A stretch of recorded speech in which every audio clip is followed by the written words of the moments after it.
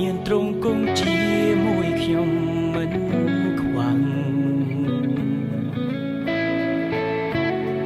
ឲ្យខ្ញុំសម្រាកលើស្មៅខៀវខ្ចីទ្រង់យាងជាមួយខ្ញុំក្បែរមាត់ទឹកហើយលាងជម្រះខ្ញុំឲ្យបានស្អាតទ្រង់ស្ដាប់ព្រលឹងខ្ញុំឲ្យបានជា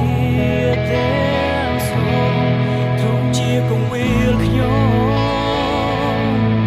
ជាព្រះដែលគត់គង់នៅក្នុងព្រះអង្គខ្ញុំបានសុខសាន្តទ្រង់ជាគង្វាលខ្ញុំជាព្រះដែលព្យាបាលព្រះអង្គទ្រង់មើលថែរក្សាខ្ញុំ